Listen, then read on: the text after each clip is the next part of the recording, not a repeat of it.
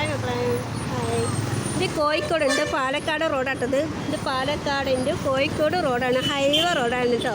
ഈ ബസ്സിൻ്റെ ടയർ പഞ്ചറായത് വെച്ചാൽ ഇവിടെ കുണ്ടും കൊയ്യ, ഭയങ്കര കുണ്ടും കൊയ്യട്ടോ. ഇത് ബൈപ്പാസാണ്, ആശ്വാസിൻ്റെ ബൈപ്പാസാണ്. ബൈപ്പാസിൽ ലൈറ്റ് ഇല്ല, ട്രാഫിക് ലൈറ്റ് ഇല്ല, സാധാ ലൈറ്റ് ഇല്ല, ഒന്നുമില്ല. ഇവിടെ ഭയങ്കര കുണ്ട് കൊയ്യ പറഞ്ഞാൽ ഭയങ്കര കുണ്ട് കൊയ്യ. ഇവിടുത്തെ MLA എവിടെ പോയി? ഇവിടെ ആരുമില്ല ഇത് ശരിയാക്കാൻ.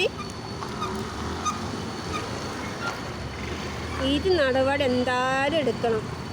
അത്ര ഭയങ്കര ബുദ്ധിമുട്ടാ. ടയറൊക്കെ പഞ്ചറാവും, ഭയങ്കര റിസ്ക്കാണിത്. കുണ്ടും കൊയ്യാറ്, ഭയങ്കര കുണ്ടും കൊയ്യാതെ. ബസ്സിൻ്റെ ടയർ വരെ പഞ്ചറായി. കോഴിക്കോടിൻ്റെ പാലക്കാട് ബസ്സാണ്.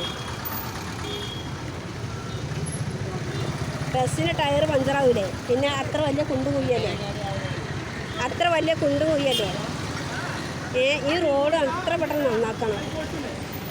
ബസ്സിൻ്റെ ടയർ കണ്ടില്ല പഞ്ചറായത്.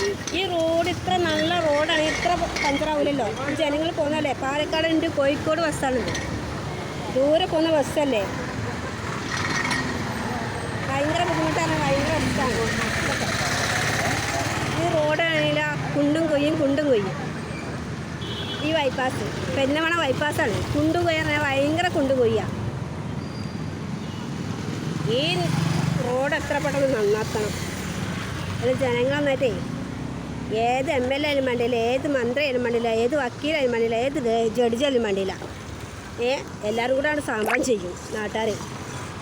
നാട്ടുകാരെന്നാട്ട് സമരം ചെയ്യുമ്പോൾ ഒക്കെ വിവരമാണ്. ഇവിടെ നിറച്ച് കുണ്ടും കൊയ്യും.